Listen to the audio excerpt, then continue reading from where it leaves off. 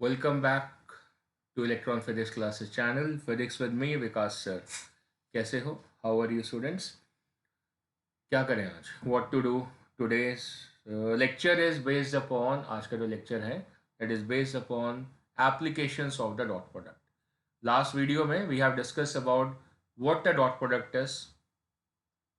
उसकी properties को हमने देखा. Rectangular component form में अगर हम वेक्टर्स को लिखें और फिर उनका डॉट प्रोडक्ट परफॉर्म करें सो क्या रिजल्ट मिलता है वो हमने चेक करा. क्यों उसको स्केलर प्रोडक्ट बोलते हैं ये सारे फीचर्स हमने चेक करें. Those who haven't seen that video kindly please go back and first of all watch that video and after that come and attend this particular video. नहीं तो आपको ये लेक्चर समझ नहीं आएगा. पहले वो वाला लेक्चर आपके लिए देखना अनिवार्य है. तो आज हम क्या करने वाले हैं, कुछ इसके एप्लीकेशन, कुछ इसके एस्पेक्ट्स और इसकी फिजिकल सिग्निफिकेंस के ऊपर स्ट्रेस देने वाले हैं, कुछ न्यूमेरिकल्स करने वाले हैं जिससे इस आर्टिकल पे हमारी पूरी तरीके से पूर्णतः पकड़ बनने वाली है. Right. So coming live to you through the YouTube we have the application one. The first one it's for introducing certain physical quantities जो कि एक डिराइव्ड फिजिकल क्वांटिटी है जो कि दो वेक्टर्स को मल्टीप्लाई करके बनी है, लेकिन वो क्वांटिटीज कैसी हैं, स्केलर हैं. ताही हम स्केलर प्रोडक्ट यूज कर रहे हैं या डॉट प्रोडक्ट यूज कर रहे हैं. ऐसी तीन क्वांटिटीज मैंने यहाँ पे मेंशन आउट करी है. पहली क्वांटिटी है work. How do we define work? अब टेक्निकल डेफिनेशन आप बहुत सारी बोल सकते हैं. Ability to perform the work work की डेफिनेशन है. So that's when a force is applied on an object and a particle or an object displaces from its position, we say the work is getting performed by that particular force. Right. So how do we basically physically write an expression for the work? या mathematical expression उसका क्या होगा? That's a multiplication of the two quantities, one of which is supposed to be the force and second is a displacement. पर क्योंकि end result आपका multiply करने के बाद में वर्क आता है और वर्क एक स्केलर क्वांटिटी है, so the force and displacement should be multiplied using a dot. तभी रिजल्ट आपका क्या आएगा? स्केलर आएगा. So how do we technically define the work? It's a dot product of force and displacement. Easy है, बहुत easy definition है. Same तरीके से जो पावर होती है, the power delivered by an engine is equal to what? Is equal to F dot we.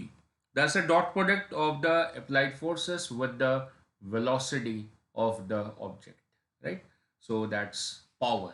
Again the power is a scalar quantity और वो दो वेक्टर्स को मल्टीप्लाई करके बना है.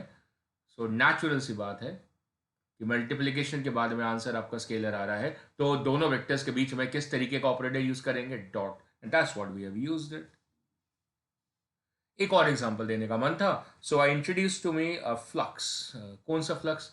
इलेक्ट्रिकल फ्लक्स या मैग्नेटिक फ्लक्स. फिलहाल मैं इलेक्ट्रिकल फ्लक्स लिख लेता हूं. What I am writing? Electrical flux. Phi is for flux. E लिखा मतलब electrical flux. What is this term? This is equal to the dot product of the electric field intensity with the area vector. What? With the area vector. And area is a vector. ये आपको कैसे पता चलेगा? ये आपको एक और video देखना पड़ेगा, that is for the cross product. और उस वीडियो को देख के आपको समझ में आएगा कि एरिया वेक्टर क्यों होता है और उसका डायरेक्शन किधर होता है. ये सारी बातें आपको उस लेक्चर से समझ में आएंगी. राइट. सो फिलहाल के लिए इसके अंदर ई को मेंशन आउट कर लेते हैं कि इसमें ई है क्या. E is suppose to be the electric field intensity, मतलब एक रीजन में जो इलेक्ट्रिक फील्ड की ताकत है वो कितनी है, उसकी स्ट्रेंथ कितनी है, वो इस पर्टिकुलर टर्म से हमें पता चलती है. डायरेक्शन भी होता है उसका, इसलिए वो वेक्टर क्वांटिटी है. एरिया वेक्टर होता है जैसे मैंने बताया अभी अभी. बाकी सारे टर्म्स आपको पता है. वी इसमें वेलोसिटी है, एस इसमें डिस्प्लेसमेंट है, एफ तो हमें पता ही होता है जन्मांतर से कि फोर्स को डिनोट करते हैं. ठीक है ना. तो चलो हमें थोड़ी फिजिक्स आनी शुरू हो गई है. अभी तक हम क्या कर रहे थे, उसके एस्पेक्ट्स देख रहे थे कि डॉट प्रोडक्ट को सॉल्व कैसे करा जाता है. अब क्योंकि हम तो फिजिक्स पढ़ने आए हैं यहाँ पे मेरे पास, तो हम क्या करेंगे, हम उसका फिजिकल एस्पेक्ट देखेंगे. तो क्वेश्चन करते हैं जिसके अंदर ये रूपरेखा आपके सामने आएगी. बहुत मज़ेदार सा क्वेश्चन, ईजी क्वेश्चन है. और क्वेश्चन कैसा है? मोशन इन 1D का क्वेश्चन है या मोशन इन 3D का क्वेश्चन है? मोशन इन 3D का क्वेश्चन है. It says a particle shifts from these coordinates. कहाँ से? 1 2 4 से कहाँ गया? 4 3 6 पे. मतलब उसने अपने पोजीशन कोऑर्डिनेट्स चेंज करे. इसका मतलब मुझे समझ में आता है कि पार्टिकल अपनी जगह से डिस्प्लेस हो गया है. क्या हो गया है, पार्टिकल अपनी जगह से डिस्प्लेस हो गया है। तो उसकी डिस्प्लेसमेंट लिख लेते हैं। How do we write a displacement? That's a final position minus the initial position. Final position in coordinate से है, उनको आप लिख सकते हैं 4i cap plus 3j cap and plus 6k cap, that's a final. Then minus of the initial जो है that is 1 of i cap plus 2 of j cap and plus 4 of k cap, that's supposed to be the initial. So what's the difference? Minus करके I get 4 minus 1 as 3 I cap, 3 minus 2 as plus 1 j cap and 6 minus 4 as plus 2 k cap. That's my displacement vector. और force जो मुझे है वो पहले ही question ने provide कर रखी है प्रॉपर फॉर्मेट में. So that force is given as 2i cap minus j plus 3k cap.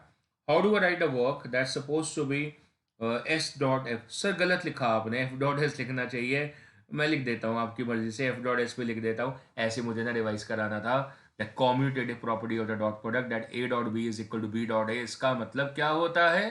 a dot b equal to b dot a. इसका मतलब क्या होता है? इसका मतलब होता है कि सीक्वेंस मैटर नहीं करती है, क्योंकि आंसर तो स्केलर आना है, उसमें डायरेक्शन तो है नहीं, क्योंकि जो भी उल्टा पुल्टा होता है वो तो डायरेक्शन में होता है, वैल्यू में थोड़ी होता है. 4 को उल्टा करके थोड़ी लिख देंगे. सो क्या करा हमने, डॉट प्रोडक्ट लिया. वो कितना लेते हैं? ए एक्स बी एक्स, ए वाई बी वाई, ए जेड बी जेड. याद है? नहीं है तो पुराना लेक्चर देखें. ए एक्स बी एक्स मतलब आई कैप के कोफिशिएंट्स को मल्टीप्लाई कर लेते हैं. तो आई कैप के कोफिशिएंट्स को मल्टीप्लाई करा. What we are getting from here as 2 into 3. And फिर हमने क्या करा, हमने जे कैप के कोफिशिएंट्स को मल्टीप्लाई करा. वो कितना है? That is 1 into -1. कितना है? 1 into -1. अगर आपको दिक्कत है तो पूरा लिख लिया करो ऐसे, इस तरीके से, ठीक है ना. 1 जे कैप लिख लिया करो, -1 जे कैप लिख लिया करो. So that's minus of 1 into 1. और आखिरी में क्या बचता है? That is the coefficients of the K are suppose to be multiplied. तो यहाँ से 2 है, यहाँ से 3 है. सो मल्टीप्लाई करके 2 into 3. आपका आंसर आपकी आंखों के सामने है. That's 6 plus 6, 12 and minus of 1. So that's equal to 11. Units आप चेक कर लें. आपकी फोर्स न्यूटन में है और डिस्प्लेसमेंट मीटर में है. So that's 11 newton metre. 1 newton metre is equal to 1 joule. So that's equal to 11 joule as our answer. Right? So that was the first illustration. बहुत ही सिंपल सी illustration थी. Work done as equal to dot product of force and displacement. The next time someone is asking you what is work, so you will technically say it's a dot product of force and displacement vectors, and the work is a scalar. That's the reason we are using the dot product. How do we get the displacement? As a change in position. How do we write a change in position? That's a final position minus initial position. किसी जगह की position को कैसे लिखते हैं? That's xi cap plus yj cap plus zk cap. That's what the first question was. Migrating to the second question, just illustrating on the same idea. अब question में क्या गिवन है कि वेलोसिटी ऑफ द पार्टिकल हमें given है और साथ में फोर्स गिवन है, और क्वेश्चन की डिमांड है पावर बता दो इंजन की कितनी है. क्या हुआ भाई? पावर बता दो. गाड़ी में फ्यूल डाला, फ्यूल का मैनिफेस्टेशन एनर्जी आई, और उसकी मैनिफेस्टेशन क्या आई? फोर्स आई. और गाड़ी जब चल रही थी तो वो एक वेलोसिटी को मेंटेन कर रही थी और एक कांस्टेंट थी. तो भाई ये कैसे हुआ? क्योंकि जो इंजन है वो एक कांस्टेंट पावर डेवलप कर रहा था, तो उसी वजह से आपकी कांस्टेंट वेलोसिटी आ रही थी. सो लेट्स चेक अपॉन कि वो जो इंजन है वो कितनी पावर डिलीवर कर रहा है. कहानी लंबी होती है, थोड़ी सी, ज़्यादा नहीं, पर रिजल्ट बड़ा छोटा होता है. That's a simple dot product of force and velocity.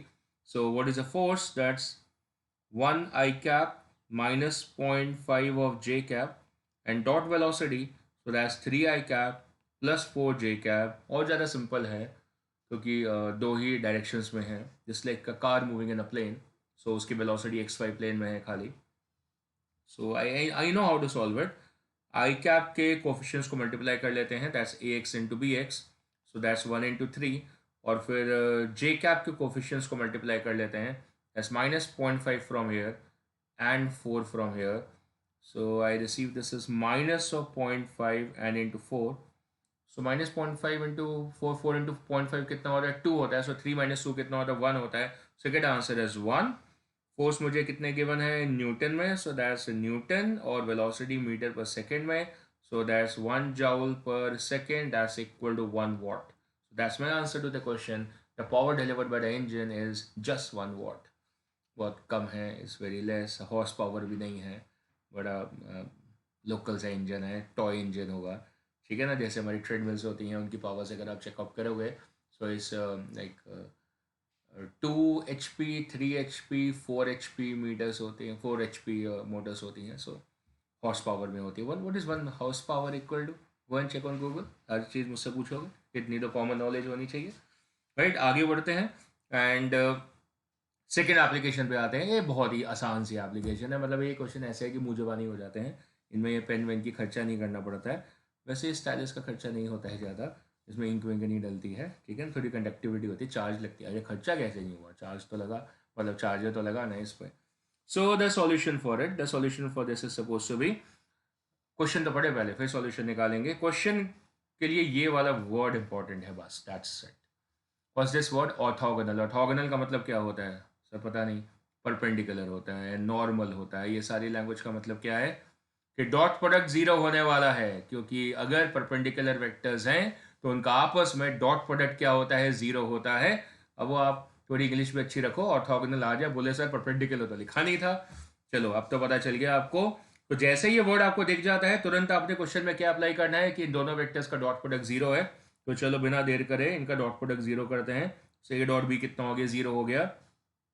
ए कितना है, -2i cap plus n j cap -1k cap and dot b vector. So dot 3i cap -2j cap and +4k cap. ये सब कुछ operate करने के बाद में answer मेरा जीरो आने वाला है.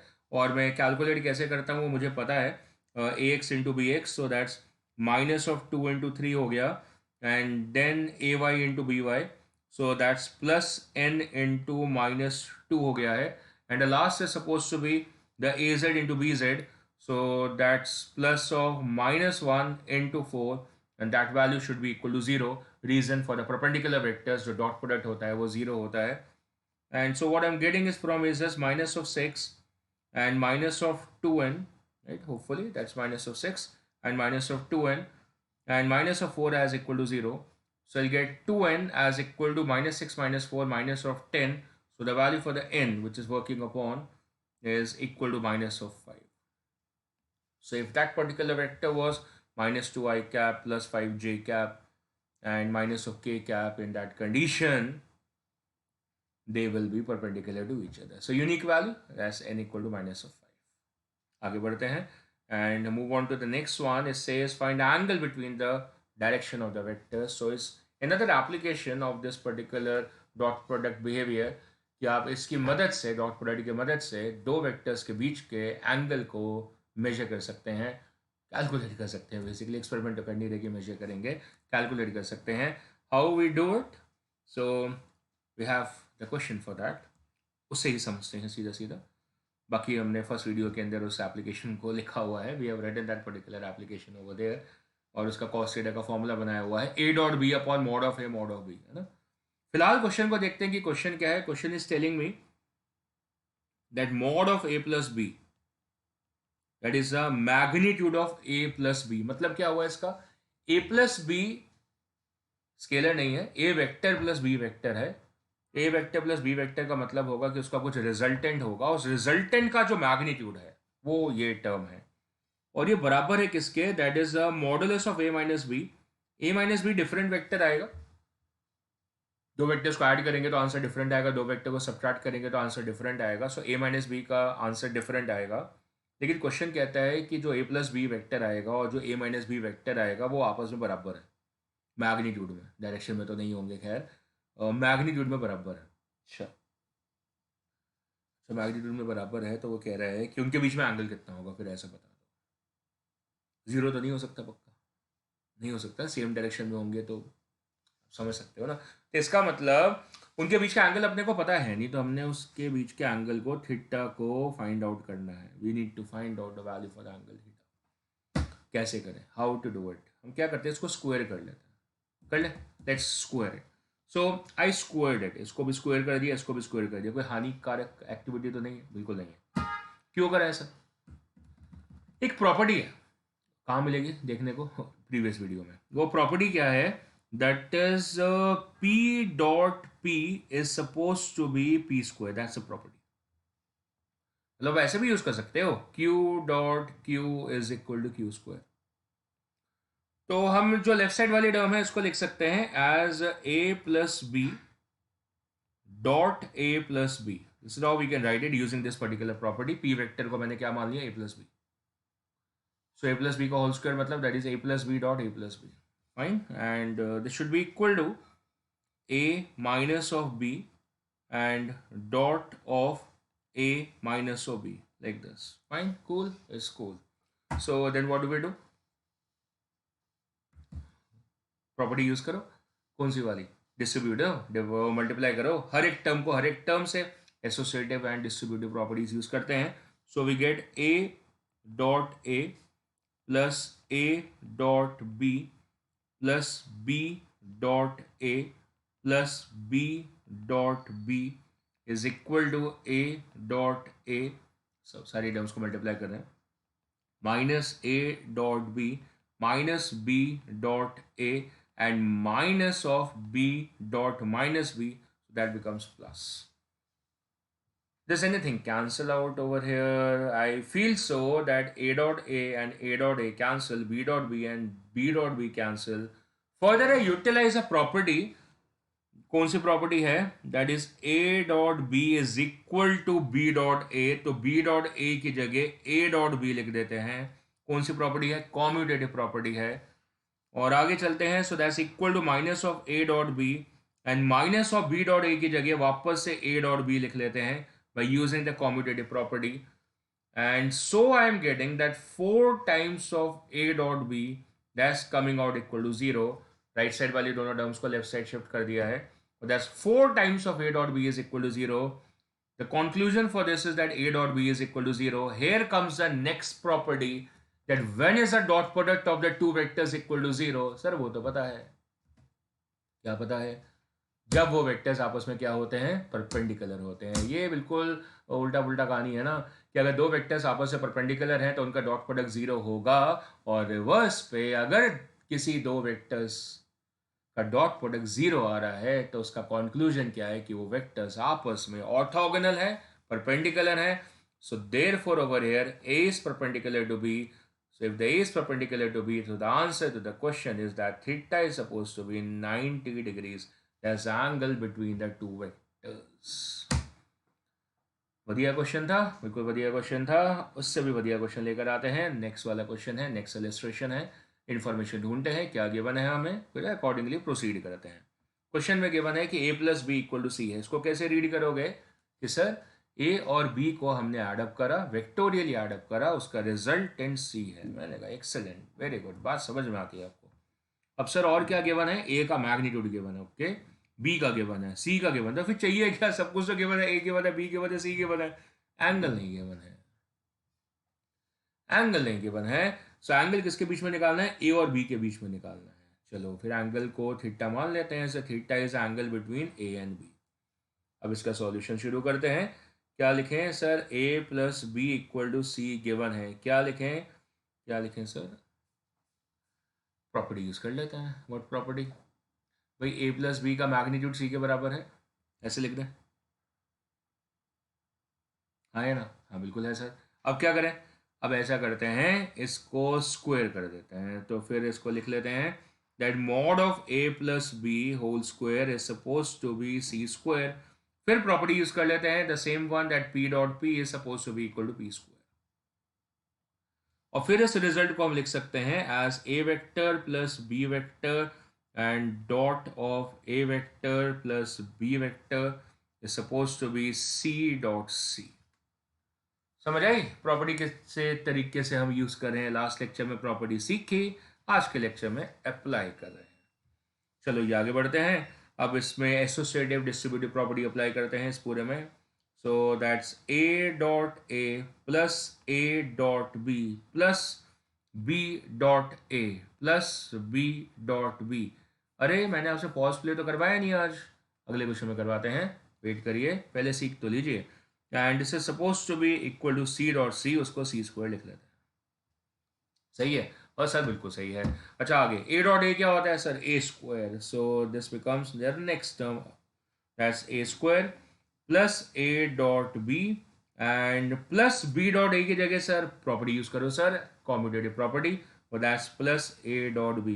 कुछ भी पढ़ाया वेस्ट नहीं जाता जिंदगी में कभी भी, राइट। ये बात आज के लेक्चर में साबित सही हो रही है, जितनी प्रॉपर्टीज हमने लास्ट लेक्चर में पढ़ी मेहनत करके सारी की सारी यूज हो रही हैं। So plus of b dot B वो कितना है, बी स्क्वायर है, and that's equal to c square. आपने मैथ्स पढ़ी होगी, मैथ्स पढ़ी होगी। सो ट्रिग्नोमेट्री में, ट्राइगोनोमेट्री में आपने कोसाइन फॉर्मूला पढ़ा होगा, पढ़ा है ना, पढ़ा होगा। कॉस ऑफ ए क्या होता है, बी स्क्वायर प्लस सी स्क्वायर माइनस ए स्क्वायर अपॉन 2bc, ऐसे ही होता है। अरे ये वही फॉर्मूला बनने वाला है, वही फॉर्मूला बनने वाला है। ट्रिग्नोमेट्री भी इन्फ्लुएंस है यहाँ से, या उल्टा भी हो सकता है। So this becomes as twice of A dot B is equal to, देखो क्या बना, that is C square minus of A square minus of B square, right. And I think you can solve it from here my dear. A और B के बीच का angle कितना था, theta था। So you can write my dear from here that is twice of A B cos theta, theta is angle between a and b, so a dot b का expansion use कर लिया है, and is supposed to be equal to c square minus a square minus of b square, and therefore the value for the cos theta is equal to, you can find it out, that c square minus a square minus b square and divided by twice of ab, and you will get in the result cos of theta is equal to cos of minus theta, right? ऐसा होता है ना, yes it is like that। Value substitute करो, answer आपके पल्ले आ जाएगा। c का मैग्नीट्यूड कितना है, root of 61, square of it, minus of a, that's 4, so 4 of square, minus of b, that's 5, so square of it, and divided by 2ab, so 2 into 4 into 5, that's the value, check on. The root 61 square, that becomes 61 minus of 16 minus of 25 and divided by 20 into 40. So 25 and 61 कितना होता है, 41 होता है, and 61 minus 41 कितना होता है, 20 होता है, 20 बटे 40 कितना होता है सर, हाफ होता है। इसका मतलब जो कॉस थीटा है वो कितना आया है, हाफ आया है। उसका मतलब क्या है कि जो एंगल बिटवीन द वेक्टर्स है that is equal to 60 degrees my dear students. Clear है जी क्वेश्चन, ठीक है, समझ में आ रही है, राइट। मल्टीपल क्वेश्चंस करने से फ़ायदा यही होता है कि हमारे को एक्सपीरियंस मिल जाता है कि नया क्वेश्चन भी हमारे पल्ले अगर आएगा कुछ टेढ़ा मेढ़ा इधर उधर से तो हम कर पाएंगे, क्योंकि हमने वैरायटी ऑफ क्वेश्चन करे होते हैं। देखो फॉर्मूले तो सेम ही तरीके के यूज़ होते हैं, प्रॉपर्टीज सेम ही यूज़ होनी है, पर रट्टा मार के प्रॉपर्टीज़ को फ़ायदा क्या है अगर आप उसको यूज़ ही ना करें। जब आप यूज़ करेंगे, जब आप यूज़ करेंगे तो ऑटोमेटिकली प्रॉपर्टीज़ आपके इस जहन में समा जाएंगी। और वो फ्लैश कार्ड्स बना रहे हैं कि नहीं बना रहे हैं, अगर नहीं बना रहे हैं तो बनाएं, क्योंकि अगर फ्लैश कार्ड्स नहीं बनाएंगे तो फिर मुश्किल आनी शुरू हो जाएगी। अभी कभी ना कभी इंपॉर्टेंट रिजल्ट्स लिखें, उसके ऊपर प्रॉपर्टीज़ लिखें, उसके ऊपर कीप ऑन कॉन्टिन्यूइंग, जैसे कुछ स्टूडेंट्स करते हैं रेगुलरली, आप भी करें। जैसे टेबल पर बैठ के सीख गए होंगे ना कि लेक्चर को टेबल पर बैठ के देखना है, कॉपी पेन से नोट्स बनाने हैं प्रॉपर्ली, प्ले पॉज करना सीख चुके हैं, उसी तरीके से फ्लैश कार्ड को अपने जीवन का हिस्सा बनाइए। क्या एक वीडियो तो नहीं डालूँ मैं फ्लैश कार्ड्स को लेके, देखेंगे। चलो find angle between the vectors, चलो इसको सॉल्व करते हैं, एंगल बिटवीन द वेक्टर्स। अब देखो क्वेश्चंस ऑलमोस्ट सेम से हैं, पर हर एक क्वेश्चन में आपको अप्रोच थोड़ी थोड़ी सी अलग लग रही है। आप रिवाइंड करके इसको देख के समझिएगा कि किस तरीके से हर क्वेश्चन की अप्रोच हमने करी है। फिलहाल हम एंगल बिटवीन द वेक्टर्स निकालने के लिए सिंपल यूज कर लेते हैं कि ए डॉट बी जो होता है that's equal to modulus of a modulus of b, मतलब उन दोनों का magnitude, and the product with the cosine of the angle between the vectors, मतलब कॉस थीटा। सो आपको थीटा फाइंड आउट करना है। सो यहाँ से कॉस थीटा को आप लिख सकते हैं as equal to A dot B upon the modulus of a and modulus of b. I think from there I can solve in my question.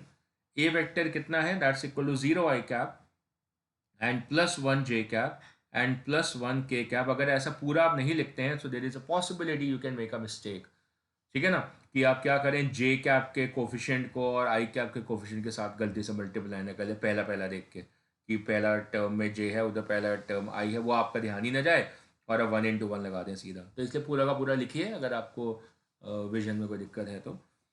सो आप बी वेक्टर लिखिए पूरा पूरा, that is 1 of I cap and -1 of मेरी विजन में दिक्कत तो नहीं आ गई? So that's 1 of i cap, ठीक है ना, and -1 of j cap and +0 k cap, that's my b vector, and divided by a का magnitude, that is root of 0 square plus 1 square plus 1 square. आता है कि नहीं लिखना इसको? बिल्कुल आता है sir. Under root of a x square plus a y square plus a z square, and similarly b magnitude, that is 1 square plus 1 square plus 0 square. Correct है जी? बिल्कुल करेक्ट है सर। तो चलो मल्टीप्लाई करो। अब मल्टीप्लाई करा sir, 0 into 1 0 हो गया सर, 1 इंटू -1 हो गया, और 1 इंटू 0 0 हो गया। So that works upon as 0 -1 and 0 divided by √2 and √2. That becomes -1 upon √2. So what is the result which I am getting is that cos of theta is equal to minus of 1 upon 2, not 1 upon √2. That's coming as -1 upon 2. So that's -1 upon 2, और theta कितना होगा? 60? नहीं sir, cos 60 तो half होता है, that's 120 sir, that's cos of 180 minus of 60, that is cos of 120 is minus of half, so therefore the angle is supposed to be 120 degrees. That's the angle between the two vectors, that's j plus k and I minus j, right? So once again you have seen that approach to the question was slightly different, जबकि question के languages same थे, question की language same थी, find angle between the two vectors, but the way we have approached both the questions are different, even the first question. So आगे बढ़ते हैं, and I have the next one with me, that's the find angle between these two vectors. So once again I am doing the same quality of the question with you. Why I am doing this particular question I will tell you after solving the question. ऐसा करते हैं कि आप activity करें, आप उसको pause करें and take a minute and solve this particular question and find the angle between these two vectors. use कर सकते हैं आप cos theta equal to a dot b upon mod of a mod of b, and then we will verify the answer live, right? So please pause it, I will wait.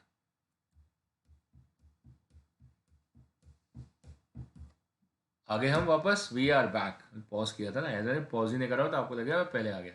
So you pause it, and so the value for the cos theta should be equal to a dot b upon mod of a and mod of b. So this is what we are doing is, that is 5 into 2, that's 10, and the next one, that is 6 into 3, so that's 18, and then that's -4 into -8, so -4 into plus of -4 into -8, सही लिखा है? Of course सही लिखा, right? ax bx ay by az bz, and then I have root of 5 square plus 6 square plus 4 square and root of 2 square plus 3 square plus 8 square. How do I write that? That's root of ax square plus ay square plus az square. In simple note, root of x component square plus y component square plus z component square, in order to find the magnitude of a given vector which is written in the rectangular component version. Okay, आगे। सो 5 दूनी 10 होता है, 6 दिया 18 होते हैं, और 8 चौके 32 होते हैं, और माइनस माइनस प्लस होता है, डिवाइडेड बाय 5 पंजे 25, 6 चक्के 36 पाड़े 36 एंड 25 एंड प्लस 16 लिखें क्या? ऐड करें, 36 एंड 16 कितना होता है? 52 होता है, 52 एंड 25 77 होता है, so that's root of 77 the first term. The second one, sir 8 square होता है 64, 3 स्क्वायर होता है 9, 64 एंड 9 सर होता है 73, and plus 4, sir that's also 77, so we are getting something something something. तो 32 एंड 18 सर 50 होते हैं, 50 एंड 10 सर 60 होते हैं, दैट्स 60 अपॉन 77। अब इसको आप डिवाइड करना है, डिवाइड कर लें। स्टैंडर्ड वैल्यू है, लग तो नहीं रही है, लग तो बिल्कुल नहीं रही है, तो अगर लग बिल्कुल नहीं रही है तो देन वी कैन राइट कि अगर cos थीटा की वैल्यू आपकी 60/77 आ गई है और आपको स्टैंडर्ड वैल्यू नहीं पता है, so theta should be equal to cos inverse of 60/77, that might be your best bet. What if the question is providing you some angle, कोई एंगल प्रोवाइड कर रहा है। Now, can I have some check on it? I can have a check on it.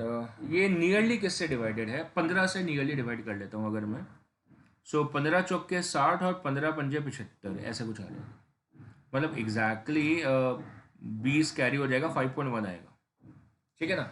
अब ये approximately जो है that is 4/5 होता है, 0.8 आ जाता है, 0.8, राइट, अप्रॉक्सीमेटली। ये वैल्यू उससे मतलब जो है थोड़ी सी कम आएगी ना, 4/5.1 है तो इसका मतलब कोई वैल्यू अराउंड 0.79 0.78 के आसपास वैल्यू आएगी, एग्जैक्ट वैल्यू जो। अब मान लो जो क्वेश्चन मुझे जो गिवन है that is giving me options as 30 degree, right, कितनी 30 डिग्री दे रहा है value, and is given me 37 degree, and is giving me around 52 degree, and is giving me around 55 degree. So which should be the correct option in it? अब क्योंकि अब मेरे पास tables तो है नहीं, सो मुझे ध्यान आया कि मेरे पास cos theta का ट्रायंगल होता है, उसमें this is 3, this is 4 and this is 5. If it is so then this angle was supposed to be 37 degrees. How much this angle was supposed to be? 37 degrees. So what is cos 37 equal to? So cos 37 is coming out to be exactly equal to 4/5. Exactly 4/5. So the answer is approximated over there. That's equal to 37 degrees. What if the options were like this?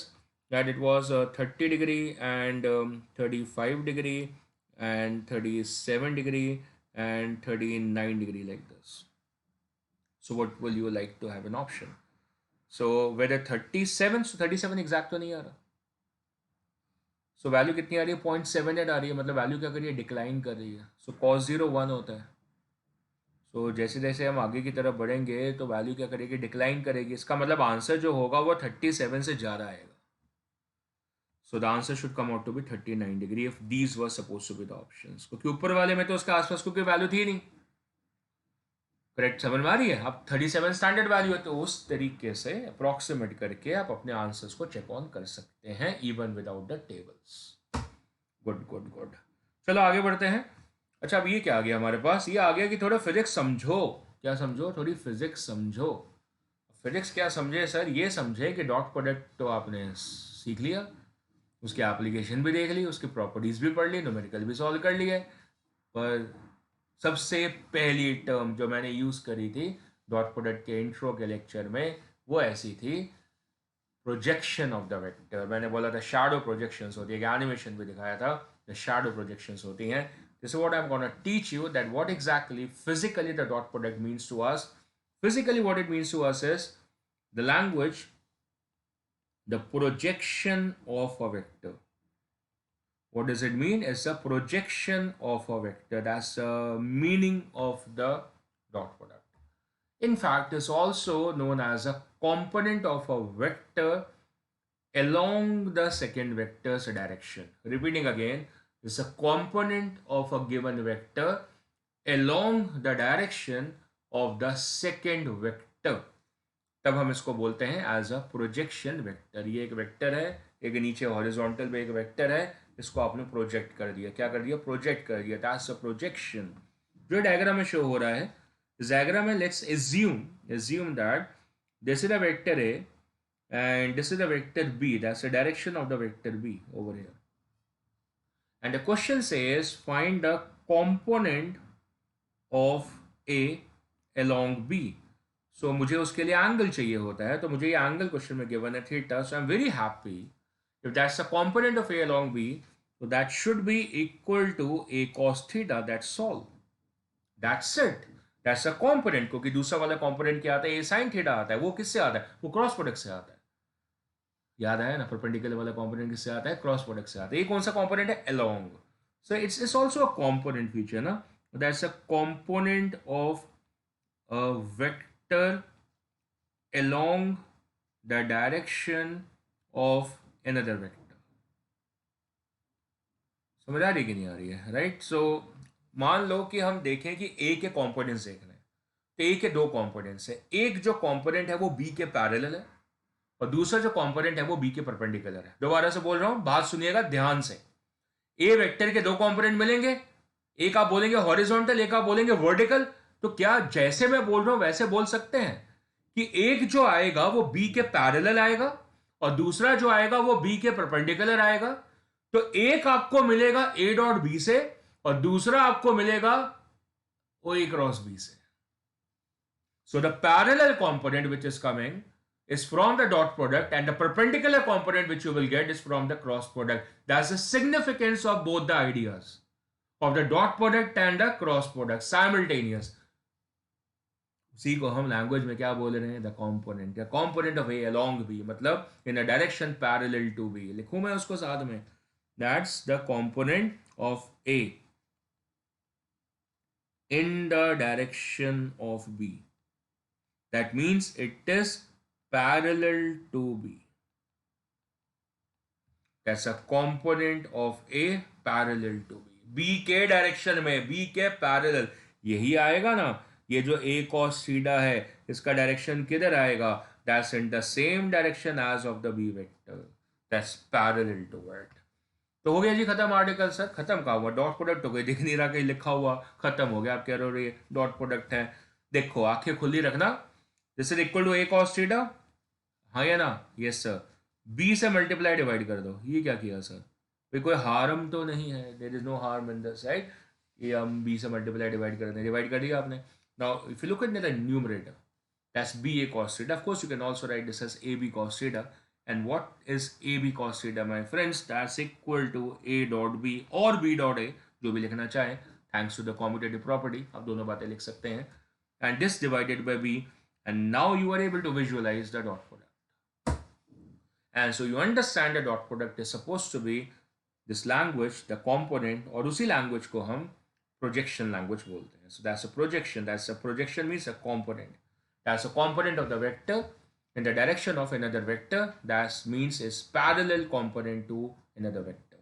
That's b dot a or a dot b upon b. And now this will generate to you only the magnitude. क्या मिलेगा आपको? ये magnitude मिलेगा. Basically ये a cos theta है, इसलिए a cos theta only, and that's the magnitude. लेकिन अब ये a cos theta जहां पर है उसका डायरेक्शन भी तो है. उसका डायरेक्शन क्या है? That's the same as the b vector. जो a cos theta का डायरेक्शन है वो वही है जो B का है. So then when we write the projection vector of A along B, so B clear है कि अब वो प्रोजेक्शन वेक्टर पूछ रहा है. पहले सिर्फ कंपोनेंट पूछ रहा था, मतलब वैल्यू पूछ रहा था. अब वो प्रोजेक्शन वेक्टर पूछ रहा है. So that is simply equal to A cos theta जो उसकी वैल्यू है, और उसका डायरेक्शन जो है वो क्या है? B कैप है, क्योंकि वो B के अलॉन्ग है, is parallel to B. So it has the same direction as a B cap. So B cap उसका डायरेक्शन है और ए कॉस थीटा उसका मैग्नीट्यूड है. पर ए कॉस थीटा को हमने कैसे लिखा है? That's equal to A dot B upon B. So that's A dot B upon B into B cap. That's what the projection vector result is. The formula is for the projection vector. If you wish, you can further decode this and you can write this term as equal to a dot b. It's your wish. You can also remember like this. Remember करने का easy तरीका तो यही है, a cos theta into b cap. और फिर आप A cos theta को ब्रेकअप करके लिख सकते हैं A dot B upon B. और डायरेक्शन याद करने का कि ए का कंपोनेंट बी की तरफ लिया है, सो डायरेक्शन किसका आएगा? बी का आएगा. अगर आप बी का कंपोनेंट ए की तरफ लेंगे तो फिर डायरेक्शन किसका आएगा? ए का आएगा, right? So that's A dot B upon B. नीचे बी मतलब मैग्नीट्यूड है. और बी कैप को कैसे लिखते हैं? Any unit vector is a vector divided by the own magnitude. इसका मतलब ये जो रिजल्ट बना है that is equal to A dot B. ये तो पूरा स्केलर है, और डिवाइडेड बाय बी स्क्वायर हो गया. बी इंटू बी क्या होता है? बी स्क्वायर होता है. ये पूरा स्केलर है, मतलब ये पूरी मैग्नीट्यूड है. And into B proper vector. ये आपका पूरा वेक्टर फॉर्म हो गया. सारी बातें सेम है, मतलब ए कॉस थीटा इंटू बी, ये जो बातें हैं ये सारी सेम है. ये फॉर्मूला भी सेम ही है, ये फॉर्मूला भी सेम ही है, but just it's like a way of writing, it's way of making the question same simpler for you, right? एक बहुत इंपॉर्टेंट बात बताने वाला हूं. बोनस होता है ये सारा. क्या होता है? बोनस होता है. किताबों में दिखता नहीं है पर क्वेश्चन आ जाता है. A dot B is equal to b dot a. You know that? Of course you know that. And if you know that, then this might create a virtual confusion inside your mind someday, when the question says that the projection of A on B is equal to projection of B on A. And if I don't teach you, then you will correct this और बोलोगे हाँ sir ऐसा ही होता है, क्योंकि आपने ऐसे पढ़ा होगा, सीखा होगा, मैंने भी सिखाया अभी, कि जो डॉट प्रोडक्ट होता है उसका मतलब प्रोजेक्शन होता है। मैंने बोला मतलब प्रोजेक्शन होता है, ये थोड़ी बोला कि ये फॉर्मूला सही होगा।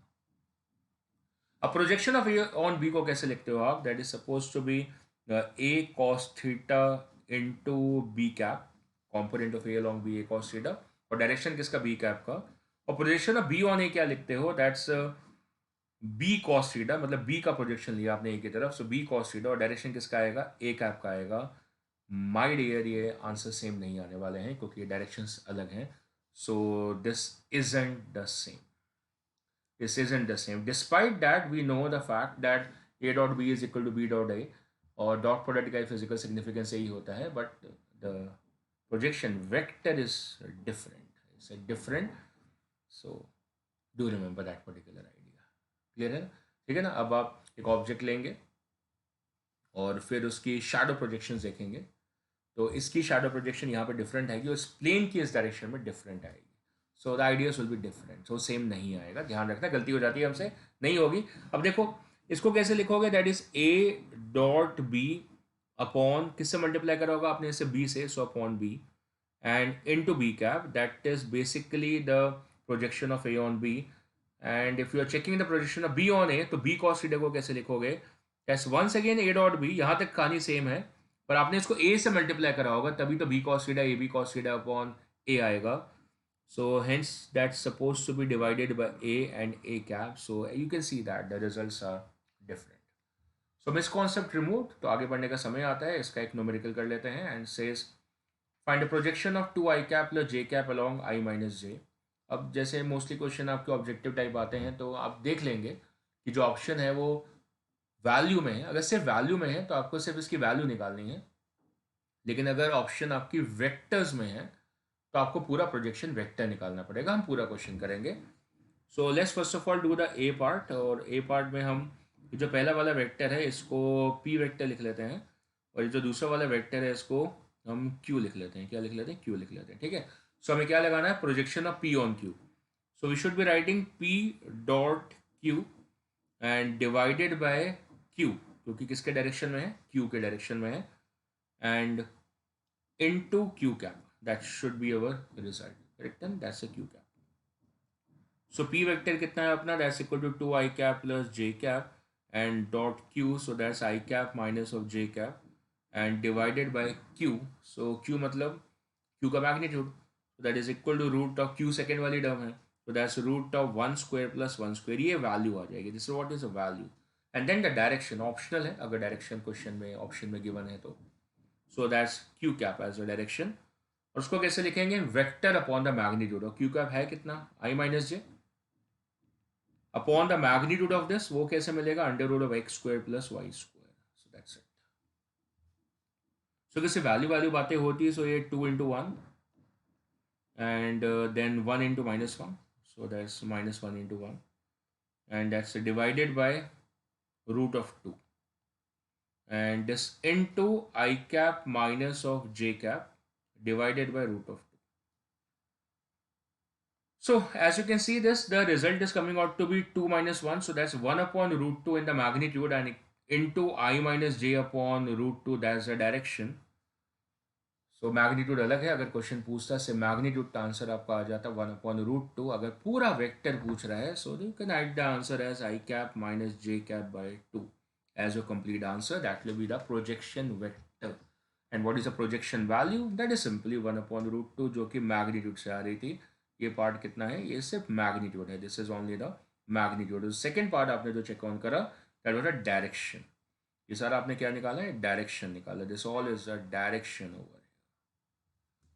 राइट, जिससे वैल्यू पूछी जाती है तो 1 अपॉन रूट 2 और पूरा का पूरा प्रोजेक्शन वेक्टर पूछा जा रहा है, तो फिर आपका आंसर अकॉर्डिंगली लिख लिया आपने। एक और पार्ट है, सो इसको आर वेक्टर ले लेते हैं। अब आपसे क्वेश्चन क्या पूछ रहा है? That find P dot are. तो आपको पी डॉट आर निकालना है, पी का प्रोजेक्शन आर पे। So that's P dot R divided by R, क्योंकि आर के अलॉन्ग है तो डायरेक्शन किसका यूज होगा? आर कैप का यूज होगा। That's all. So I think we have learned how to write the projection vector. अगर किसी को आधा 2% दिक्कत आई भी है, आई नहीं होगी, तो आप रिवाइंड करके दोबारा देख लेना इसको। अब आप पॉज करके इसको अटेम्प्ट कर लो and check in the answer after a minute. Please do so. Start your time now. तब तक मैं सांस ले लेता हूँ, एक घूंट पानी पी लेता हूँ। चलो हम वापस आ गए हैं and now let us solve this. तो पी कितना है, that is equal to 2 i cap plus J cap. आपने आंसर सही निकाला होगा, पूरा भरोसा है आपके ऊपर। एंड डॉट आर, आर मुझे गिवन है -i cap plus of 2 j cap, right, fine, correct है, करेक्ट है ना, ऐसे लिखा ना आपने। एंड डिवाइडेड बाय आर का मैग्नीट्यूड, आर मतलब सेकंड वाला वेक्टर है, गलती मत करना, पहले वाले का लिख लें। अच्छा आपने गलती तो नहीं करी। That is upon 1 square plus 2 square से माइनस तो आ ही नहीं रहा बेटा, स्क्वायर में माइनस नहीं आता, स्क्वायर हो जाता है, ठीक है। तो 1 स्क्वायर प्लस 2 स्क्वायर, ये तो सर है magnitude and into direction, sir R का देखना है, तो आर वेक्टर है sir -i cap plus 2 j cap, और ये तो वेक्टर हो गया divided by the magnitude, that's root of 1 square plus 2 square, 1 square plus 2 square, very good. So अब बिना देरी करे आंसर खत्म करते हैं। 2 इंटू -1 होता है -2, एंड 2 इंटू 1 होता है सर +2। कितना हो गया, +2, एंड डिवाइडेड बाय, नीचे कितना हो गया सर, नीचे लिखने का कोई फायदा है सर, न्यूमरेटर तो गया उड़ गया, लिखो दैट इज √5/8 एंड √5/8, तो दैट्स 0.5। पहले बोला था सर लिखने का फायदा तो है नहीं, चलो मान ली बात आपकी, आंसर कितना आ गया, 0 आ गया, 0, because dot product is coming out to be 0। So projection नहीं आ सकता, मतलब ये वेक्टर्स आपस में परपेंडिकुलर हैं, तो मैंने बताया था। और वर्टिकल का हॉरिजॉन्टल में प्रोजेक्शन नहीं आता है, ये वर्टिकल है, इसका प्रोजेक्शन यहाँ नहीं आएगा। क्यों नहीं आएगा सर, देखो ये ए है और ये एंगल कितना 90 है, सो ए cos 90 कितना होगा सर, 0 हो जाएगा, इसका प्रोजेक्शन नहीं आ पाएगा। इस वर्टिकल की यहाँ पे शैडो नहीं आ रही, समझ आ रही है, ऊपर से देखे ना, ऊपर से प्रोजेक्शन देख रहे हैं, तो ऊपर से डाली तो शैडो नहीं आ रही है, ओवरहेड। जैसे दिन में पूरे 12 बजे अगर सन ओवरहेड हो तो हमारी शैडो ऑलमोस्ट बनती नहीं है। आगे बढ़े, जनरल एप्लीकेशन, ये क्या होता है, एक तो प्रॉपर्टीज होती हैं, प्रॉपर्टीज के बेस के क्वेश्चंस होते हैं। फिर आता है कि भाई आपको चीज़ें समझ में आती है कि नहीं आती है, आपका टेक माइंड है कि नहीं है, आपका एप्लीकेटिव माइंड है कि नहीं है, आपको कुछ चीज़ें सिखा दी जाएँ तो फिर आप उसके बाद कोई नवा क्वेश्चन आता है तो फिर आप उसको कर पाते हैं कि नहीं कर पाते हैं। Now in this difficult times, like some universities have also focused upon the idea of the open book examinations. So even I remember when I did my engineering, when I was in the DC, Delhi College of Engineering, and the Delhi, of course, अभी उसको DTU बोलते हैं. So during that particular time, हमें open book kind of exam होता था। Open book kind of an exam कैसे होता था, एग्जैक्टली ओपन बुक नहीं है, हमें ISOs आते थे। सो ISOs जो होते हैं, these are like the standard international certificate, Indian certifications होती हैं। तो उसके अंदर क्या होता है, जैसे फ्लूइड मैकेनिक्स का लेक्चर चल रहा है और उसके अंदर हमें क्वेश्चंस आते थे करने को, तो उसके जो स्टेप्स होते हैं, वो सारे के सारे लिखे होते हैं। एक बुक किताब आती है, किताब होती है ISO की, ISO 901 मुझे याद है किताब होती थी, उसके अंदर सारे के सारे स्टेप्स लिखे होते थे, एज इट इज़ लिखे होते थे। हमें वो स्टेप्स देख के करना पड़ता था, फिर भी नंबर पूरे नहीं आ रहे होते थे। उसको समझ में आ रही है बात, क्योंकि स्टेप्स लिखे हैं पर करना तो है ना फिर भी उसके बाद में। So it's like an open book examination. अब इसका फंडा क्या है कि भाई क्यों रट्टे मारे उस पर्टिकुलर स्टेप्स को ना, वो तो स्टैंडर्ड है, सारी दुनिया उसको यूज़ करेगी। कोई इंजीनियर ब्रिज बनाने जाएगा, वो देखेगा उसके अकॉर्डिंगली, ये प्रोटोकॉल्स हैं, इसके अकॉर्डिंगली बनेगा। अब DIY करते हैं ना, तो DIY का वीडियोस होते हैं ना, तो आप उसको देख के एग्जैक्टली करते हैं, रट्टा क्यों मारेंगे, अगली बार जब दोबारा करना होगा दोबारा देख लेंगे, रट्टा कौन मारेगा, है ना। So that's the logistics of the like open book examination. Still some universities are going to focus upon it, not entirely but 20-30% वो इस पर्टिकुलर मोड पे जाएंगे। मुझे लगता है कि अच्छी बात होती है, थोड़ा कॉन्फिडेंस स्किल्स बढ़ता है, राइट। वो थोड़ी मेमोरी बेस्ड चीज़ें थोड़ी कम होती है, हम थोड़े इंटेलिजेंट बनते हैं। क्वेश्चन तो सॉल्व करें, इंटेलिजेंस यहाँ भी तो दिखानी है। क्वेश्चन क्या कह रहा है, A cap and B cap are the two non collinear unit vectors. Non collinear, that means they are not parallel and they are not anti parallel, this is given. मतलब थीटा ना तो 0 है और theta ना तो 180 है। और A+B मतलब दोनों वेक्टर्स को ऐड करा मैंने, दोनों यूनिट वेक्टर्स है, कैप दिया हुआ है, उसकी वैल्यू √3 आ रही है, तो फिर इसका रिजल्ट निकालना है। I think I am gonna use some results which have spoken of in the previous some lectures. And what is the result my friends, the question says that A cap plus B cap की value √3 है, पर मुझे ध्यान आया कि जो A cap plus B cap होता है उसका रिजल्ट जो होता है that is twice of cos of θ/2। You need to watch my previous lectures for this result which I have given you in the previous vector addition results and vector subtraction video, और उसके अंदर आपको मिल जाएगा। Vector subtraction video में I will drop the link in this end of the video. जिसने भी वो vector subtraction का वीडियो नहीं देखा है, दे कैन वॉच इट. उसके अंदर ये रिजल्ट है, even A cap minus B cap का भी रिजल्ट है. ठीक है ना, right. So A cap plus B cap is twice of cos theta by 2. इसकी वैल्यू कितनी है, √3 के बराबर है. This helps me in finding the angle between these two vectors heroically. मतलब heroically means that comfortably ना. अदरवाइज मैं अपने वो बेसिक वाले फॉर्मूले में ही झूलता रहूँगा, चाहे मैं जितना ऊपर अपने कॉन्सेप्ट को ले चुका हूँ, पर मैं बेसिक वाले फॉर्मूले में झूल रहा हूँ. √a² + b² + 2ab cos theta, वही मेरे जीवन होगा, वही मैं फंसा हुआ हूँ. पर मैं तो आगे निकल चुका हूँ क्योंकि मैंने वेक्टर सब्ट्रैक्शन का वीडियो देखा हुआ है. So that's cos of theta by 2 from here is supposed to be equal to √3 by 2. And √3 by 2, my dear friends, is a standardized value, which means that the theta by 2 is supposed to be. Do we know the standardized value for the √3 by 2? Do we know that? I think we know that. No, I think we know that that particular value is supposed to be equal to 30 degrees. No? Cos 30 कितना होता है, √3 by 2 होता है. That's what we are getting. So the value for the theta, that is supposed to be equal to 60 degrees. That's the angle between these two vectors. If you find the angle between these two vectors, सो फिर बाकी का question खत्म है. बाकी का जो question है, that is merely to find the value for a minus B dot of 2a plus b. That's a vectors and b vectors है यूनिट वेक्टर. सो टेक्निकली इन पे कैप होना चाहिए. तो कैप कैप कैप कैप नहीं भी given है तो पहले वाले में गिवन है, मतलब इनिशियली गिवन है, तो वो बाद में वेक्टर बदल नहीं गए हैं. So that's a cap b cap dot 2a cap and b cap. अब इसके अंदर distributive and associative property use कर लेते हैं. सो दैट्स a, फिर से मैंने प्रॉपर वेक्टर लिख दिया, कैप लगा रहा हूँ, cap cap. So that's A cap dot twice of A cap. आगे बढ़े. So that's plus A dot B, that's A cap dot B cap. फिर आगे बढ़े, ये वेक्टर्स लगाने की आदत है, कैप लगाने की आदत नहीं है. That's minus of 2 B cap dot A cap. Okay fine. And that's minus of B cap dot B cap. बोलने में थोड़ा कठिनाई हो रही है, जैसे टंग ट्विस्टर हो. अब क्या हो गया जी, यहाँ पे ए कैप सर 1 होता है मैग्नीट्यूड में, और ये A cap dot A cap है, सो वैसे भी 1 होगा. The dot product of two similar vectors क्या होता है, टू सिमिलर यूनिट वेक्टर्स क्या होता है, 1 होता है. So A cap dot A cap क्या होगा, 1 होगा. जिस प्रकार i cap dot i cap 1 होता है, j cap dot j cap 1 होता है. So this value is coming out to be 1 into 2.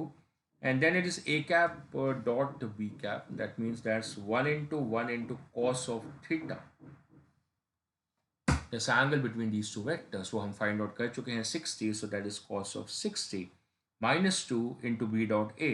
So that is 1 into 1 into cos 60. Once again, b dot a will be b a cos theta. b का magnitude 1 है, a का magnitude 1 है. काहे को 1 है? Reason, because they are unit vectors into the cos of the angle between the vectors. वो आपने find out करा था 60 degrees. And minus of b dot b, that's simple 1. The dot product of the identical unit vectors is equal to 1. And then you can get the answer comfortably, that's 2. And plus 1 into half, that's cos 60 is equal to half. And minus of 2 into cos 60, that's again equal to half. And that's minus of 1, so like that's 2 into 2 gets cancelled. I think that minus 2 and plus 2 gets cancelled, so I'm getting half as the answer, or that's equal to 0.5 as a result. We can just cross verify the result. Let's give it a quick short review that we have calculated a correct result. We used in the formula that a cap plus b cap जो होता है, that's twice of cos theta by 2. So the a cap plus b cap is given √3, so twice of cos theta by 2 was equal to √3. So cos theta by 2, that becomes √3 by 2. √3 by 2 is cos 30, so theta by 2 is equal to 30, so theta becomes equal to 60 degrees. And then we use the distributive and associative property over here to multiply each term by each term. So the first term was a dot 2a, so a dot a 1 hota hai, so that value comes out to be 2. The second term was a dot b, so that value is ab cos theta. A और b की value 1 है, so that's 1 cos 60 क्योंकि theta 60 निकाल चुके थे. And minus of twice of b dot a, so that's minus of 2, 1 into the angle, that's cos of 60. And the last term as minus of b dot b, that was again equal to 1. And so we have got a correct answer to our question. And that was a different question, not difficult, it's a different question. So we have got to got the solution for it. Now I have another illustration for us. It's very simplistic question, बिल्कुल difficulty नहीं है question में. It says A is perpendicular to B, then which of these are supposed to be the correct options? बस आपको ये जज up करना है. अगर A परपेंडिकुलर टू B होता है तो हमें पता है कि dot product of the perpendicular vector zero होता है, क्योंकि ए बी कॉस 90 आपका जीरो आएगा. कॉस 90 की दुनिया क्या होती है? शून्य से बड़ी होती है, शून्य में होती है. शून्य क्या होता है पता नहीं. सो ए डॉट बी कितना है? जीरो है. Then next one is A dot A plus B as A square. इसमें डिस्ट्रीब्यूटिव प्रॉपर्टी लगा लेते हैं LHS में. So I find that is A dot A and plus A dot B, and A dot A मेरे पास property है that's equal to A square. You can refer to my previous video for that. And plus A dot B, वो अभी अभी हमने check करा ये part में, वो जीरो है क्योंकि ए और बी आपस में परपेंडिकुलर है. So I am getting this value as A square and which in fact is RHS. So the B option also becomes absolutely correct over there. So it's a multiple choice question exam question. C part A dot B is equal to A B पूर्णतः झूठ है, पूरा दबा के झूठ बोल रहे हैं, गलत है, क्योंकि A और B आपस में परपेंडिकुलर है तो उनका डॉट प्रोडक्ट कितना आएगा? शून्य आएगा. And the last one which is left over is supposed to be that A dot A plus B, that's A dot A plus A dot B once again. That's equal to A square plus A dot B is supposed to be AB cos theta and AB cos 90. Zero आना चाहिए जैसे B option में था. तो ये भी बिल्कुल हमसे झूठ बोला इसने, क्वेश्चन ने. इसको गायब करते हैं, गलत बात है. हमारा आंसर सिर्फ A और B है. तो the answer to this particular question stands as A and B and these are our answers, right. और पूरे मार्क्स मिल जाते हैं. आते हैं अपने अगले सवाल के ऊपर. हर क्वेश्चन डिफरेंट कराया मैंने, ऐसा नहीं कराया कि रिपीट रिपीट रिपीट करा दूँ. तो बहुत सारे क्वेश्चन प्रैक्टिस कराएं. इसके अलावा भी क्वेश्चंस होते हैं, ऐसा नहीं होता है कि मैं सारे करा दूँ. 6 घंटे 12 घंटे मैंने सिर्फ डॉट प्रोडक्ट नहीं पढ़ाना है. आपका भी फर्ज बनता है, मॉड्यूल के क्वेश्चंस करिएगा, जो मैं क्वेश्चन टास्क दूंगा, जो असाइनमेंट भेजूंगा वो भी करिएगा, और फिर आपका डॉट प्रोडक्ट खत्म हो जाएगा, आ जाएगा, आपको कंप्लीटली आ जाएगा. कोई भी क्वेश्चन आएगा बोलेंगे लाओ भाई question. Next one, it says A vector given है, बी वेक्टर गिवन है, सी वेक्टर गिवन है, and then you need to check upon the options कि ए क्या बी के परपेंडिकुलर है. मैंने कहा इसको चेक करना कौन सा मुश्किल है, ए डॉट बी निकाल लो. सो मैंने ए डॉट बी निकाला. सो क्या करना होता है मुझे पता होता है, उनके एक्स कोफिशिएंट्स को मल्टीप्लाई करो. सो 3 इंटू 1 हो गया, ये 3 था और यहाँ पे 1 था. फिर A Y B Y, so that's minus of 2 into minus of 3 हो गया यहाँ से. और फिर यहाँ से 1 और 5, that's A Z B Z, so that is plus 1 into 5. Let me check that is it coming out to be 0. So that's 3 and 3 plus 2 6 and plus 5. ये तो झूठ है, ये तो नहीं है. So 14 वैल्यू आ गई इसकी. So ये बिल्कुल भी 0 नहीं है. तो A और B तो परपेंडिकुलर नहीं है, तो झूठ है. फिर B और C का पूछ रहा है वो, तो B और C चेक कर लेते हैं. So that's 1 into 2. So that's 1 into 2. The next one is minus 3 into 1. So that's minus 3 into 1. And the last one is supposed to be 5 into minus 4. So that's minus 5 into 4. That's minus 5 into 4. So is it? So I find that that's 2 minus of 3 and minus of 20. Minus of 20, my dear. So कहीं से भी zero नहीं आ रहा है. That's minus 23 plus 2. So minus 23 plus 2 means minus 21. Is minus 21 correct है ना? So minus 21. So बिल्कुल भी जीरो नहीं है. So A perpendicular to B perpendicular to C नहीं हो सकता. ये भी झूठ है. अब सी ऑप्शन चेक कर लेते हैं. भाई ऐसा जरूरी नहीं है, ऐसा भी हो सकता है कि वो भी परपेंडिकुलर ना हो, या फिर ऐसा भी हो सकता है कि वो परपेंडिकुलर हो और ये हमारी ऑप्शन हो. तो चेक ऑन करते हैं. तो अब क्या देखना है हमें, ये है 3 और यहाँ से ये 2. So that's 3 into 2. अगली टर्म में यहाँ से -2 और यहाँ से 1. So that's -2 into 1. और अगली टर्म में that's 1 into -4. So that's plus 1 into -4, that's a 6 minus 2 minus 4 and 0, and we have success. So A is perpendicular to C, my dear, because A dot C is coming out to be 0. So खत्म question. अरे D part तो रह गया. A B C form a right angle triangle. Right angle तो है, triangle है कि नहीं पता. पहले सर 3 साइड है तो ट्राइंगल होगा. किसने बोला 3 साइड है? कहाँ लिखा है 3 साइड है? 3 वेक्टर्स गिवन है, 3 साइड्स ने गिवन है. अपने आप रिज्यूम मत करिए कि तीनों है.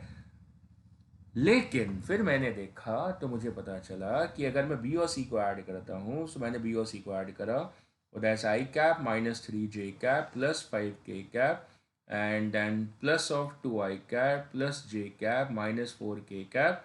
So that comes out to be, my dear, 1 plus 2 3, 3 I cap, and minus 3 plus j, so that's minus 2 j cap, and 5 minus 4, so that's plus 1 k cap. And in fact, when I check this out, my friends, this value is equal to the a value. So what the result is that the b plus c on the addition, that gives me the vector a. And so the addition of two vectors is giving me the third vector. That means, of course, it's satisfying the triangle law, right? So since it satisfies the triangle law of vector addition, so definitely they form a triangle. उसके अंदर a और c आपस में perpendicular थे. So I think this should be like this then, that this is a vector a, and this is a vector c, and the vector a and the vector c are perpendicular. So this is a vector a which is there.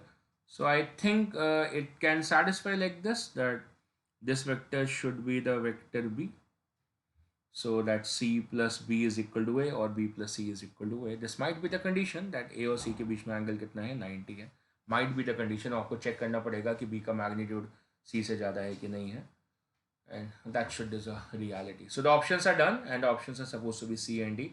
Again, it was a multiple choice question. Right?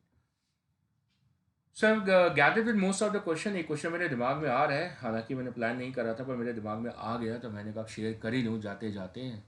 आखिरी क्षण है इस particular question के, जाते जाते bye bye करने से पहले मेरे को लगा ये क्वेश्चन मैं करता हूँ. क्वेश्चन क्या गिवन है? There is a vector a cos theta of I cap and plus b sin theta of j cap, and check which of the following is perpendicular to the given vector. This what the question is asking me. तो मेरे पास options हैं, of course, as option level questions हैं, and the options are given to me as equal to b sin theta of I cap plus a cos theta of j cap. The b part is given as equal to as a sin theta of I cap and minus of b cos theta of j cap, like this, right? And then it is given as b sin theta of I cap and minus of a cos theta of j cap, and the d is supposed to be given as a sin theta of I cap and plus b cos theta of j cap, and now all the options almost look similar. At least couple of them look similar. And so at the first look of the question, I will render the option A and the option D out. Reason because किसी भी तरीके से अगर मैं जो given vector है मेरा उसको इनसे मल्टीप्लाई करता हूँ तो आंसर जीरो आ ही नहीं सकता, because as A X B X plus A Y B Y आ रहा है तो आंसर कभी जीरो आ ही नहीं सकता. सर जीरो क्यों चाहिए बेटा? जीरो इसलिए चाहिए, रीजन क्वेश्चन कह रहा है ना कि परपेंडिकुलर. परपेंडिकुलर, अच्छा आपको तो ऑर्थोगोनल आता था आज के लेक्चर के बाद. ऑर्थोगोनल क्या होता है? परपेंडिकुलर होता है. So it's still perpendicular, my friends. So if this particular vector was supposed to be P, ये क्या लिख दिया? P लिखा है पर गलत कलर से लिख दिया. So that's the P vector, और Q vector की सर्च हो रही है. इस तरीके से Q vector की सर्च है कि P dot Q 0 आना चाहिए. I think it can either come from B and either come from C. So पहले मैं B के साथ में चेक ऑन करता हूँ. तो it should be A cos theta, this term, and into a sin theta. So into a sin theta हो गया, और फिर बीच में माइनस है, so that's b sin theta and into the b cos theta. हल्का सा रह गया a square and minus b square sin theta cos theta आ गया. ये आंसर डेफिनेटली जीरो नहीं आ रहा है, तो इसका मतलब ये आपस से परपेंडिकुलर बिल्कुल नहीं है, क्योंकि पी डॉट क्यू आपका जीरो नहीं आया है. तो ये ऑप्शन मेरी गलत आ जाती है. तो एक ही ऑप्शन बचती है सी, वो मेरा आंसर डेफिनेट होना चाहिए, क्योंकि जब मैं डॉट प्रोडक्ट लूंगा ए कॉस थीटा का बी साइन थीटा के साथ, the result I am getting is A cos theta into B sine theta.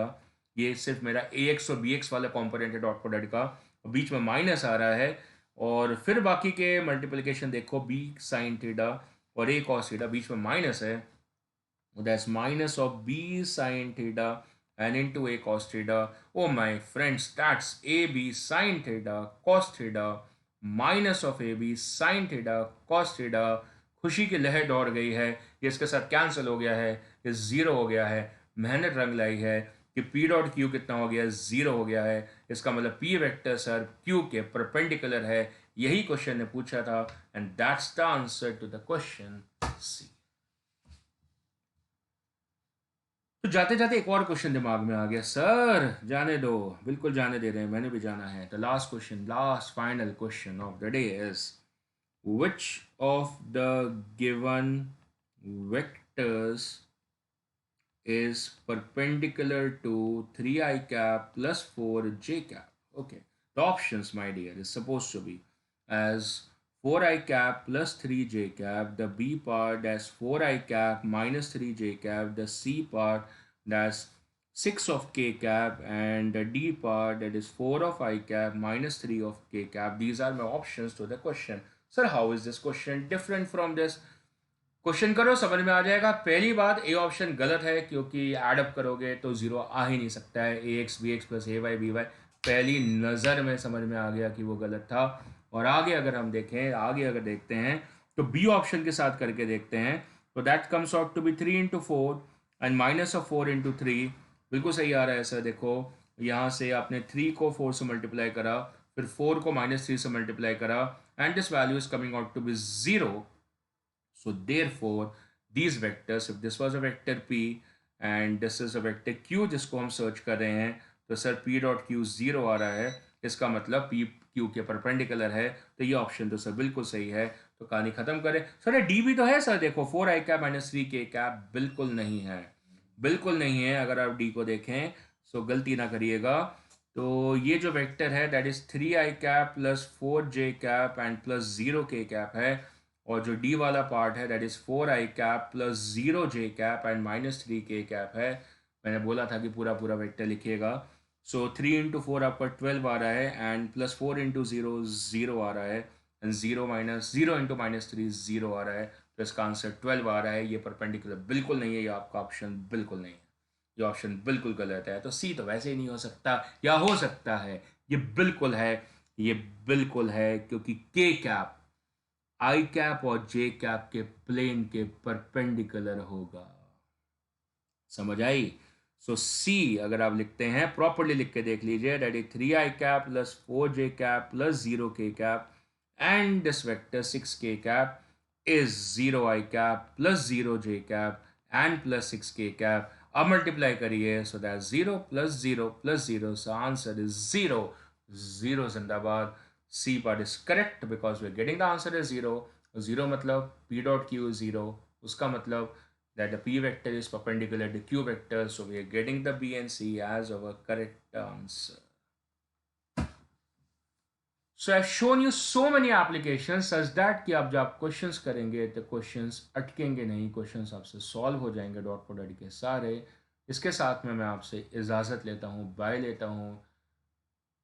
पिछले के लेक्चर्स देख लीजिएगा जिसने नहीं देखा है, सब्ट्रैक्शन ऑफ द वेक्टर्स और क्रॉस प्रोडक्ट के लेक्चर्स भी देख लीजिएगा। ये डॉट प्रोडक्ट की सीरीज़ खत्म होती है, 3 लेक्चर की सीरीज़ थी, dot product intro, dot product properties, and this one is a dot product applications. ये डॉट प्रोडक्ट की सीरीज़ खत्म होती है। You can also watch up the cross product series. So उसके लिए अभी आपको मेरा इलेक्ट्रॉन फिजिक्स क्लासेस के ऐप पे आना पड़ेगा, राइट? सो बाय बाय करते हैं आज के लिए।